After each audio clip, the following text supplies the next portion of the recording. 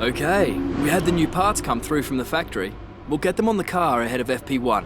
Hey, what's up guys, aarava here, and welcome back to an episode of my F1 2018 career mode, episode number 50 today for the French Grand Prix in Season 3. If you guys did miss the previous one at the Canadian Grand Prix, then be sure to check that one out before you see this one, because that episode completely blew the championship wide open, so definitely see that one before you see the rest of this one. But going to this one then, with another major engine upgrade then, we streak ahead to become the best car on the grid by literally a pixel there. You can hardly tell, but we're just about ahead of both Haas and Red Bull. So amazing progress to see where we've come from there at the very start of the season to be the best car on the grid now by a little measly margin with the best engine on the grid outright. We can see Ferrari, Force India make upgrades, Mercedes as well. I suspect all three of those teams are minor upgrades. Renault, Haas and Red Bull stay stagnant, and then Toro Rosso have gone from bottom all the way to ahead of Williams and Sauber. So Toro Rosso and Honda with some very good upgrades going into this race weekend then. But it's going to be very interesting to see how we go this episode. Obviously, France, we saw last season how important it was for Alonso, who got the win in Season 2 with his engine upgrades last season. So I think it should be another good one here in Season 3 with our engine upgrades once again here. So let's get into qualifying then and see how we do over one lap around Paul Ricard. Welcome to qualifying for this weekend's French Grand Prix. The teams are making their last-minute adjustments before the lights go green and the fight for pole position gets underway. Now then, Anthony Davidson, you're not getting any younger, but you have been involved in your fair share of qualifying sessions in an illustrious 30-year career. How do you deal with the pressure when you have that one chance to deliver a perfect lap? It's not so much about dealing with the pressure, it's more about how you approach the risk and just how much of it are you willing to take. You're constantly balancing the car on the edge of grip from braking, cornering and traction. And over the course of a lap, it's easy to get that balance wrong. And that's why achieving the perfect lap is almost impossible. As you say, I've been doing this 30 years now, and it never gets any easier. So into a bit of an overcast Q1 then at the moment, and you can see we're on the super soft tyres, the middle compounded tyre available this weekend. I'm just getting some cycle laps in basically. I did 2 timed laps on these super soft tyres, just trying to get a gauge of the circuit and kind of getting a bit of a rhythm on low fuel, and then we'll go on to a set of ultras, because at the moment I don't think the supers are going to be fast enough, although at the moment I go up into P8 there, or P9, but then by the end of the session, unfortunately, I do go down the order to P14. But to be fair, I think that's a pretty damn decent lap time on super softs, actually, P15 then, and so we will have to burn another set of ultra soft tyres. But you can see the clear difference of supers to ultras there, gaining time already in just the brake zone of turn 1, and eventually as we go through sector 3, we'll gain enough time to make it through into Q2 then. So no dramas there, but we did use up the set of super soft tyres, so we can't actually use that in Q2. But to be honest, unlike last season, I don't think I can even gamble on trying to get through into Q3 on super soft tyres. I'm just going to have to burn up a set of ultras there and try and do the best job we can. So for the first time, we might not have a free choice of compounded tyre for the race of Paul Ricard, which is it's surprising, because it's been 2 out of 2 so far we have done. But anyway, in Q2, the car going really well. The McLaren car feels really nice and light and nimble around Paul Ricard, so I have high hopes for this Grand Prix for both myself and Alonso. So cross line we'll go, DRS open, and we will make it into Q3. There was a little bit of a worry, because you can see we fast forward and we were going down the order and we were very close to P10, and eventually we do come in P10. So by the skin of our teeth, we get in through to the top 10 shootout. Alonso does well, P2. The home favourite, Romain Grosjean, I guess, up there in first place. Ocon also right up there as well. And Gasly, P11. So not a bad day in the office for all the Frenchmen there, the 3 Frenchmen. They might have a very good time in the race tomorrow. But now we move into the top 10 shootout here. So at the moment, this is our first line lap. I got through into Q3, remember, on just 1 set of ultras. So I actually have 2 sets of ultra soft tyres to use in Q3. At the moment, this first one lap was okay, but you saw I lost a little bit of time here and there in sector 3, going a little bit wide, and also the last corner, I lost a bit of momentum there from the change direction from left to right, so it wasn't the best lap time. So we go across the line, and I think we're going to have to go again, most definitely, because we're way down the order in P8 only. As at the moment, surprisingly, Sebastian Vettel is up in first place there. So Vettel, obviously, Ferrari with upgrades this weekend, with a minor upgrade, but they were only 4th best on the performance performance chart, so surprised to see Vettel up there in provisional pole, but my teammate in second place, so not too far off, so maybe Alonso can snag a late pole, and maybe I can try and join him towards the sharp end of the grid, because we gain a fair bit of time in the first sector, and then as we go on to the last, we carry forward that momentum there. We're going to lose a little bit of time, though, in the last corner, as I always do around this circuit, but it's still going to be a decent amount of time gained, so as we go to the line then, DRS open, and it's going to end up being P4 on the grid, so we're going to be directly behind Alonso, next to Romain Grosjean, the home man, but Vettel keeps that pole position to my surprise, but fair play, GG's, and both, and Magnussen a little bit down the order, compared to where I thought he'd be, and both Red Bulls also down the order, but away from that, I'm happy with my P4, so let's just go into this race then, and see what we can do. It might be a bit of a different one, strategy-wise, compared to what we're used to in Seasons 1 and 2. Welcome to Le Castellet as we return from across the Atlantic for the 2018 French Grand Prix. The last time Formula One cars raced at the Circuit Paul Ricard, Alain Prost took Ferrari's 100th Grand Prix victory and the 42nd of his own illustrious career. That was 28 years ago, when half of the drivers on the grid today had yet to be born. And how, I wonder, will that legacy continue in the modern era?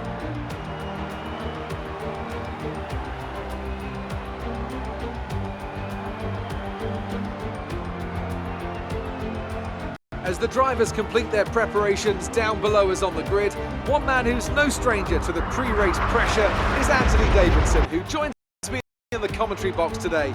Great to have you with us, Ant. I'm sure you can tell us all about what goes through a driver's head before lights out. But from the moment qualifying's over, you start to feel the adrenaline in your body build up and the buzz in your stomach as we anticipate the run down into turn 1. It's all a bit like going into battle. And the unknown situation makes you nervous. Those pre-race nerves are a good thing. The day you don't have them means that you don't care anymore. And of course you have to make sure that all the procedures are second nature to you, so that they're not taking up too much of your capacity. We're almost ready to go then, and this is what the starting grid looks like for today's race. Sebastian Vettel has a clear track ahead of him today. He starts in pole position, and starting alongside is Fernando Alonso. Looking down the rest of the grid, we have Grosjean, the engineer, Daniel Ricciardo, and Magnussen, Raikkonen, Ocon, Verstappen and Carlos Sainz, Gasly, Perez, Charles Leclerc and Stroll, Sirotkin, Ericsson, Nico Hülkenberg and Brendan Hartley. Hamilton and Valtteri Bottas starts from the back of the grid. And with preparations almost complete, let's head down to the track. So thankfully this time round, unlike the Canadian Grand Prix, no penalties for Fernando Alonso, so he does start in P2 indeed. And so looking to the race strategy then from P4 here today, we have to start on the ultra-soft tyres. We qualified on those tyres in Q2. So for the first time here at Paul Ricard, I don't have a free choice because both times in Seasons 1 and 2 I have. So it's going to have to be a 2-stop, but I'm going to go with 2 sets of super softs just because there is a chance of rain at the end of this race. So I'd rather be on softer tyres, and with our tyre wear, we should be able to do 2 sets of super softs rather than using the yellow wall soft tyre. So let's just get straight into it then from P2 and P4 on the grid. But Sebastian Vettel on pole position for the French Grand Prix here. 5 red lights are out and we're underway, and it is a great getaway for us initially there in the first few gears there on Romain Grosjean, but then bogged down a little bit in 4th and 5th gear. Alonso tries to have a look around the outside for the race lead maybe, but Vettel does well. Grosjean comes back, and Alonso, we've got the Red Bull of Ricciardo momentarily there, poked his nose in there to try and overtake us, but alas, we're now trying to overtake our teammate Alonso, who's now slow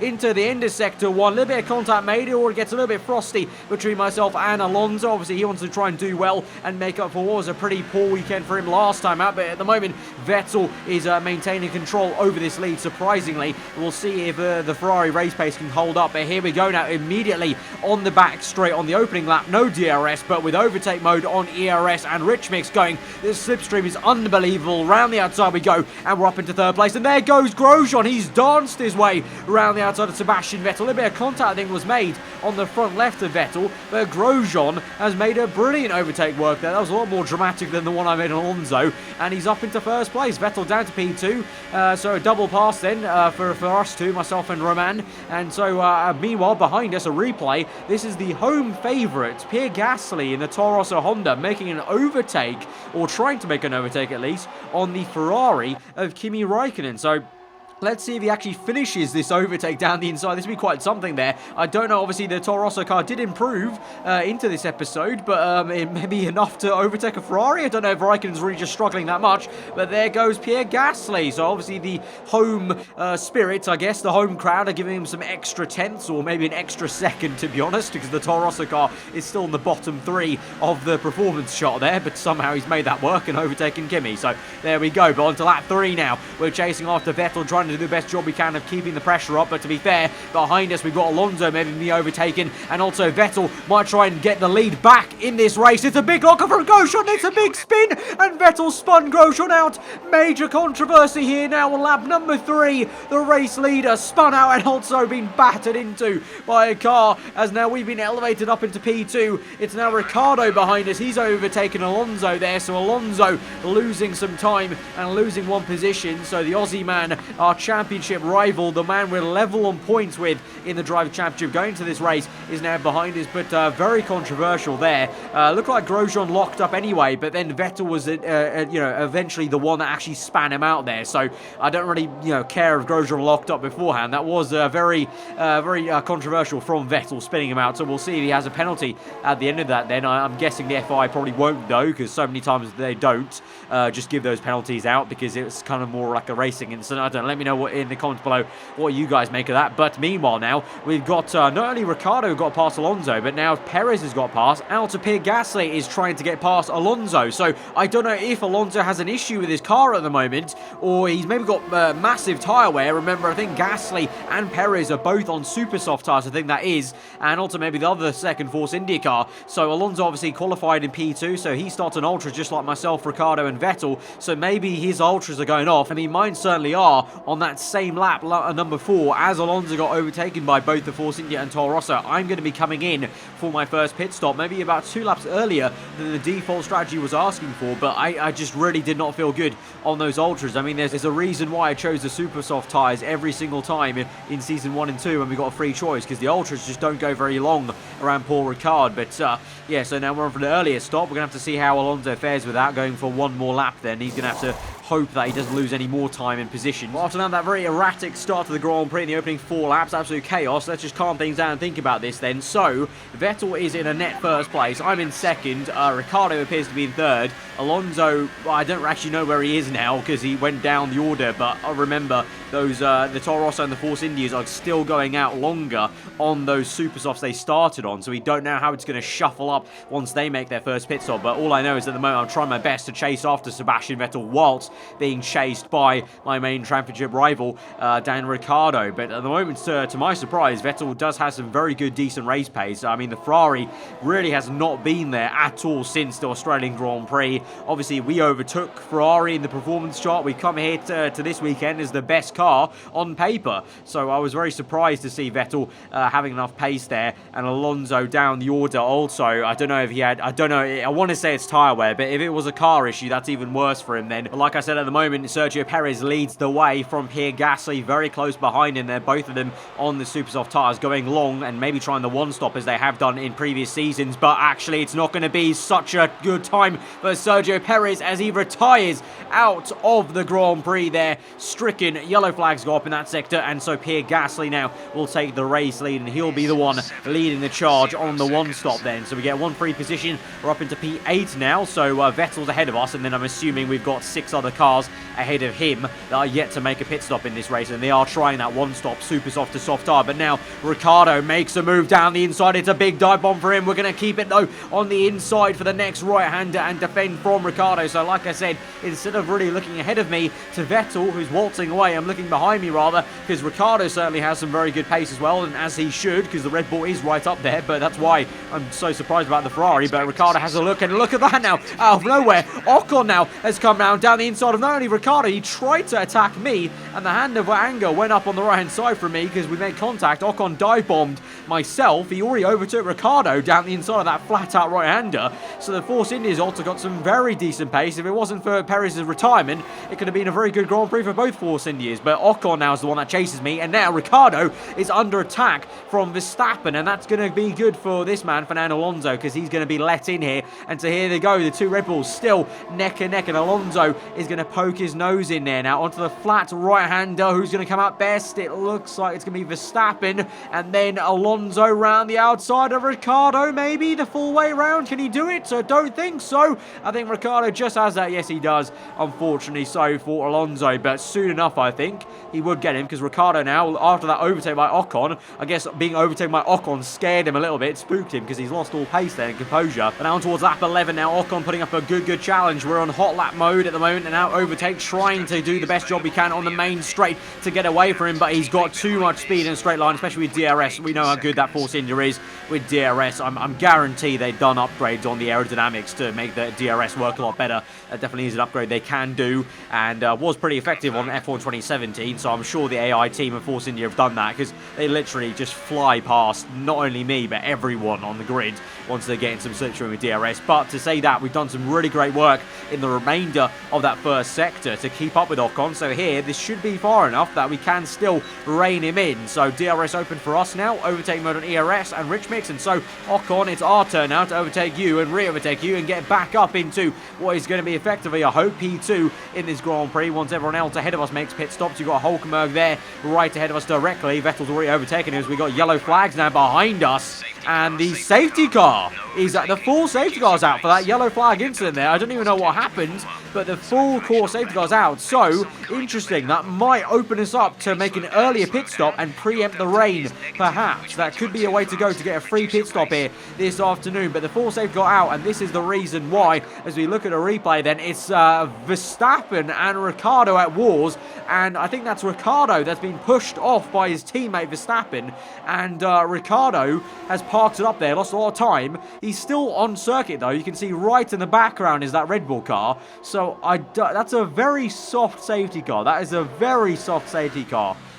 So I don't want to say anything, but is Charlie Whiting trying to help Ricciardo out or something like that? I'm just tossing some conspiracies out there, because I'm getting the tinfoil hat on for a second, but I'm just saying, you know, that's a very soft safety car just for Ricciardo going off circuit and losing 3 positions there. But anyway, we come in directly on that lap then, like I said, for an effective free pit stop that you get by pitting under a safety car. We've got a lot of the one-stoppers also pitting at the same time, so we're actually down to P12. So this may be a gain for us by getting a free pit stop, but the one-stoppers are all the real big gainers, because they've basically now effectively made a zero-stop race work, because they pit under the safety car for their dry tyres that can go to the end of the race. Well, you would hope so, because Hulkenberg looks like Hulkenberg's gone on ultra soft tyres. Ricciardo as well. I've gone onto soft tyres because we've got a fair bit in this Grand Prix to go, and I don't know when the rain's coming. There was one icon for rain at the very end of the weather forecast, so that might mean it's a Spanish Grand Prix all over again, where it only comes out for the last 2 laps. So to doubly make sure we can get to the end of this race, we've gone to the hardest compound tyre to make sure we get to the end. But doing that, and also the others around us not doing that and doing the opposite of going onto ultra soft tyres, we've lost a lot of grip here, and Ricciardo comes and squeezes us nearly completely off circuit there, and so our championship rival getting very frosty with us there, almost breaking a bit of our end play on the bargeboard area, the amount he squeezes off there. Meanwhile, up ahead, looks like we've got a slow Sebastian Vettel. He's being overtaken by the Williams and the Toro Rosso car, maybe down the inside of the chicane. Yes, he is. Gasly is through, and so is that an issue for the effective, what was the race leader earlier on this Grand Prix, not anymore by a long stretch, and Vettel's going slower and slower. He's being overtaken by the Mercedes car now of Lewis Hamilton down the inside. They go neck and neck through the flat-out right-hander, and he's definitely got some sort of issue, because also the Renault is right up his chuff there, and behind him Ricciardo, and then myself fending off Raikkonen. But here comes the Renault then, closing up on Vettel into turn 1, hounding him there into turn 1. Ultra soft tyres on that Renault as well, so it looks like most of the people around us have gone to ultras, which might open them up to make an extra pit stop though, so that might be a long-term play for us. But now look at this now, Vettel overtaken by the Renault, and now Ricciardo right on the back of him. You can see I'm also dancing around left and right, trying to suss out some room I can make an overtake on Ricciardo with, but at the moment we'll have to just stick behind and watch this with a bucket of popcorn, because Ricciardo now will have a good run on Vettel. He goes to the left-hand side, but even with those issues for Vettel, looks like he's giving him a good run for the money into the next chicane, and Raikkonen is closing up on us as well, and Kimi will go right round the outside of 1, 2, 3 of us, down the inside of Vettel to the next part of the chicane, and Raikkonen has really just done that. He's overtaken me, Ricciardo and Vettel in pretty much one brake zone. He's made a triple overtake, and he's absolutely fired up. What a move that was by Raikkonen there. I could see it coming by a mile, though, to be fair, because I could see Raikkonen slipstreaming me. As now we go down the inside of Ricciardo and also bump Vettel a little bit there. It's getting very feisty indeed. Me v Vettel, round the outside we go. We're going to go off camber, though, and Vettel will come back here. We're going to squeeze him a little bit to the left-hand side. Ricciardo will also be invited back with my slipstream there. We're 3 wide, and now I'm going to let them through, and Vettel has hit Ricciardo. They come back onto us, and Vettel's hit us again, and it's getting so it's like bumper cars here at the moment. It's really like watching an F2 race at the moment, as Vettel and Ricciardo come in then for an early pit stop from their ultra soft tyres. So I wonder if they didn't have any sets of ultras left in their race allocation, so those were worn ultra soft tyres maybe, but that was so close. That was literally like watching an F2 race, like I said. You know, squeezing Vettel on the left, Ricciardo comes on the right. I let them both go through, and then just like 2 rocket ships, they come together ahead of me and then come back and hit me there.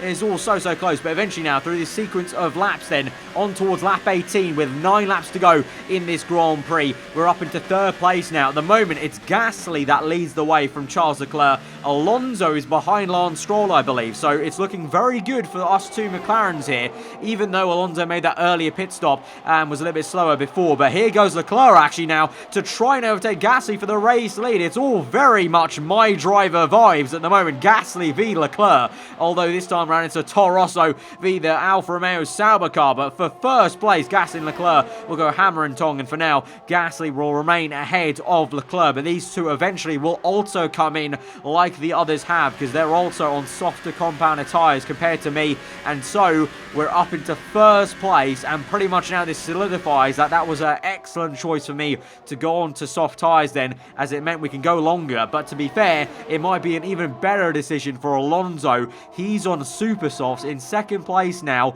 and the thing is, with the tyre wear of our car, technically I might have been able to do super softs, but I didn't have any left, remember, because remember in Q1 I went out on a set of super soft tyres. That was the only set I had left for this weekend. So when I went to change my strategy under the safety car, I either had to pick a worn set of super softs or these brand spanking new set of soft tyres. I went the brand spanking new set of soft tyres, obviously. Alonso might have had a new set of super softs available to him if he didn't use them in qualifying, so he's used that to a really good inspired strategy call now. So something he did on Saturday is helping him out now on Sunday, because he's got a heap of pace now compared to me, and I think it's only a matter of time unfortunately before he overtakes me, and it might just be in this section of the circuit. Alonso closing up there on the main straight, couldn't do it to the chicane this time. Now into the last sector, the flat out right hander, he's still right up my gearbox there, and he's gonna make the biggest dive bomb in the world. Down the inside he goes, swipes across me then on the 2nd apex, and that is me with my jaw to the floor. I really could not believe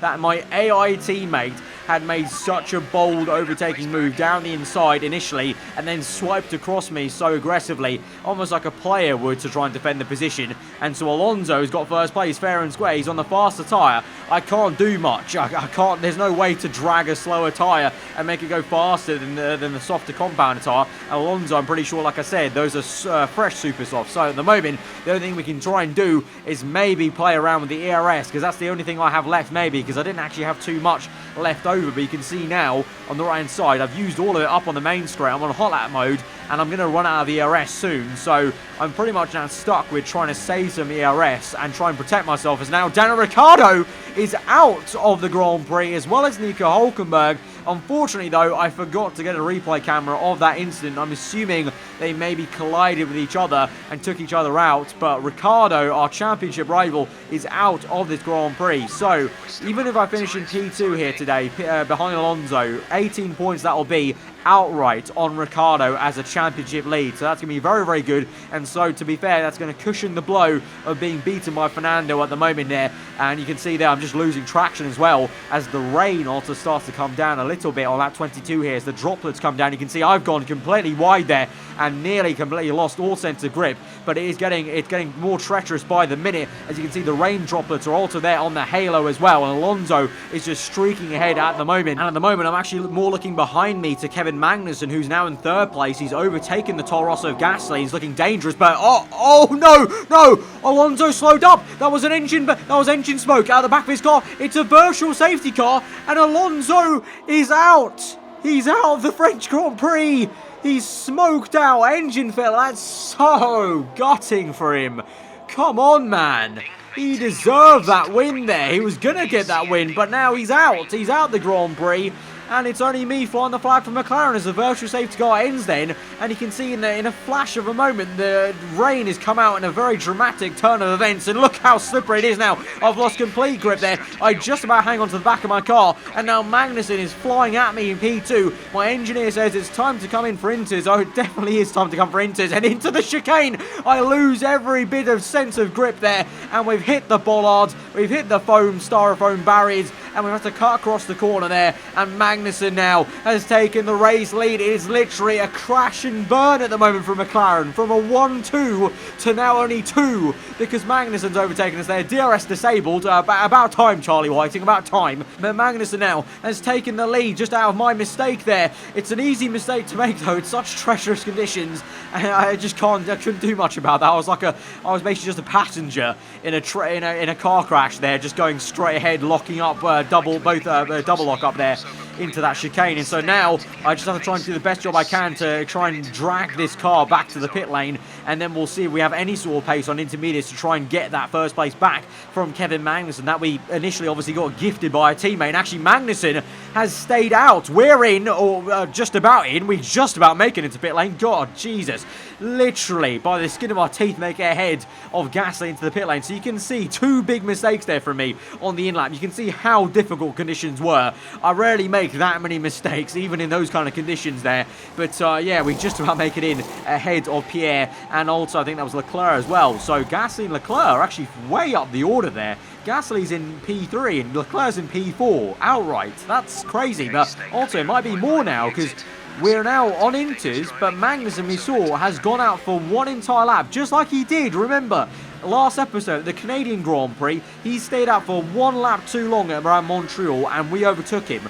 Could we do it again? Could it be deja vu? And could we jump Magnussen once again by going on to inters 1 lap earlier than him? Let's see. It would certainly be a bit of karma because obviously he got that first place just out of a mistake of my own. So he's going to make a mistake. It's 1-1, a mistake apiece. And here we go now. Across the line onto lap 25. And we are going to be up into first place of the French Grand Prix. Like I said, tick for tack. I made a mistake of a lock-up. He made a mistake of that pit stop there. And so we're back into the lead that we got gifted from our teammate Fernando Alonso, smoking out of this one here. And to be honest, I almost want to win the Grand Prix just now for the sake of to do it for Alonso, just so that there's a McLaren still on the top step of the podium, really, because Alonso through and through deserved that one. And that was just brutal bad luck that he went out of the Grand Prix with an engine failure straight after a Canadian Grand Prix where he took an engine penalty to maybe change components there. So that doesn't even make any sense to me, and probably to you guys as well. So now we defend from Magnussen in sector 1 there. You saw he tried it around the outside, didn't work out. Obviously no DRS, but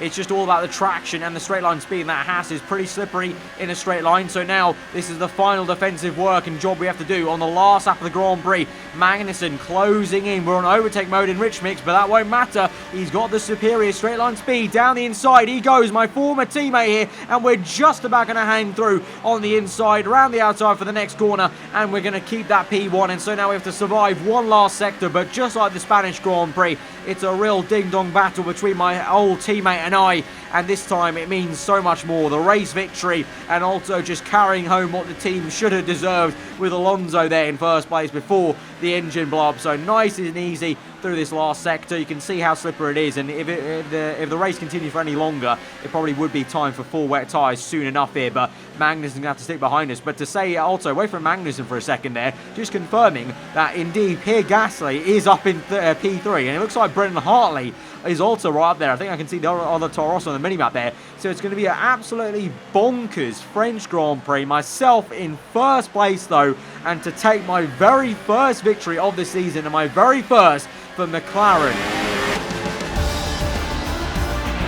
Fantastic. You've won the Grand Prix.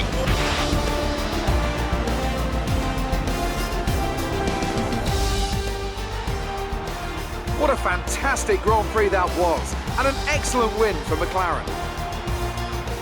Tell me, Ant, what was the key to this success? Rain always has the potential to liven up a race and mix up the order, and they've taken full advantage of that to claim the victory today. It's always a bit of a lottery when the conditions are like this, but they've managed to stay on circuit and have come out on top.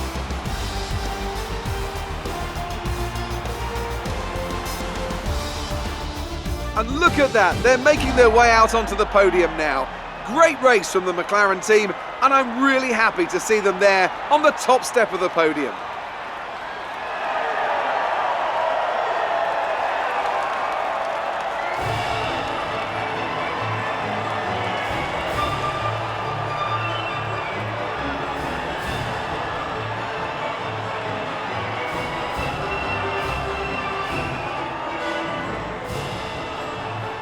It's a win at the French Grand Prix, but I can't lie, it is a very big, bittersweet Grand Prix win because I've got to fully put my hands up and say I was slower than Alonso today. He would have won that Grand Prix if it wasn't for that engine failure. So it's not often that I feel bad about winning a race, but I definitely do feel bad about winning this one. I didn't want to win that one in the end there after I overtook Alonso, who was going so slow and looked so depressed in that car. I mean, I could just probably tell just when the engine blew up there, but we got to appreciate what a bonkers race result that is in the top 10. 2 Toro Rossos in the top 5, 2 Saubers in the top 6. Both teams beating the Mercedes guys. Williams in the top 10, both with Stroll, or just with Sorokin and Stroll just outside the top 10. What a bonkers race. I think that's probably one of the most hectic races we've had, actually. And we've had a fair few, but we haven't had one like that. I mean, we had everything. We had so many great scraps with Vettel and Ricciardo there initially. We had the full safety car coming out. We then had the issue with Alonso. Then we had myself going off circuit, Magnussen overtaking us and re-overtaking Magnussen. It had everything, but what it means for the Drivers' Championship then is that we're now ahead by 25 points then to Ricciardo, who had a DNF in that Grand Prix. Magnussen moves up into 3rd place. Alonso stays put way down the order, and to be honest, he doesn't deserve that. He's had so much bad luck here, and it's frustrating to see because I was ready for a big challenge from Alonso, but he's just had so much bad luck so far this season. Here's hoping that he can find some momentum now. He had a few glimpses in the last 2 races with the qualifying results and also the race pace today, so let's hope for his sake, for, you know, maybe given a challenge in the same car later on in the season. But to be fair, the Red Bull one has to be also very quick. We've got very lucky today, and we need to utilize this lead now and maybe try and control this lead in the championship for the races to come. Constructors wise as well, we do a good job. We're into 1st place now, ahead of Red Bull Racing. Haas remain in 3rd. Ferrari still behind Force India, surprisingly, and now Sauber are ahead of Mercedes. Mercedes are the 3rd worst scoring team now in Season 3. That is insane to see. Insane to see. But now let's go to the interview stage there with Claire. I don't think I have a lot of positives to say, though, to her. The fans really seem to enjoy that. You made it look easy. How are you feeling after that win? Like I said, how do I feel about that win? I don't really feel too great, so I'm going to say no comment for this one. I don't feel right trying to kind of put a good spin on any of that, to be honest. You were cutting your way through the field during the race. I can say, obviously, we cut through the field very well. I'm going to compliment the aero department, say we had a lot of grip out there. Alonso also had a lot of grip there, so booster for the aero morale. You must be happy with the result today. And again, just this straight up question, I'm not happy with it. It is a race win, but it's very bittersweet. So I'm going to go with no comment once again and just not give Claire much to go with on that one. You've taken the lead in the championship. Are you going to be able to keep up that momentum? And then going to be very pragmatic about this. Obviously, we've got a lead, but we can't rest on our laurels and we can't, get a bit complacent here. Well, thanks anyway. And so Claire's going to be quite annoyed with that answer, but, that's the way it goes. So at the moment, we are beating Alonso now by 1 point on the rivalry there. It's 1-1, and here's hoping next time out, Alonso can bounce back and he can try and maybe get that deserved win, maybe at the Austrian Grand Prix. But yeah, we beat Perez as well, just marginally. We should be able to complete that beating next episode on Sergio Perez. We get an extra 400 resource points now for completing our team objective, which is very good as well. So it will mean we can purchase one more upgrade at the end of this episode. But before we get to that, we have another contract negotiation to go with for McLaren. So I actually initially I lost 2 attempts here. I oversold myself 2 times, so I had to really work on reducing the simultaneous upgrades then and go with no pit stop efficiency to actually get that contract then, and I end up actually underselling myself, so that was a little bit wishy-washy, but in the end we get it, and we do get a good amount of race bonus, and also upgrade speed is reduced by 1 week for every upgrade there. And so I was thinking about about what upgrade to do, I thought, you know what, should we do a rear downforce upgrade, maybe match Ferrari there, but in the end, you know what, I thought the reason why we're so fast around here as well was I feel like that engine upgrade, we've got another one coming for Austria, and we're going to upgrade again. We're going to buy a minor upgrade, which takes 1 week, so for the next episode of the Austrian Grand Prix, we have one major and one minor upgrade on engine, on pure engine power coming for Austria. So we're already at the top of the table for the best car on the grid, and we could go even further with our engine. We've already got the best engine on the grid. We could go even further than that next episode, which will be really exciting for us. But guys, if you did enjoy that absolute bonkers French Grand Prix, then smash the like button. Let me know what you thought in the comments below. If you're new around here, subscribed for weekly F1 content. I've been Ava. Hope you enjoyed your day. I'll see you guys next time. Goodbye.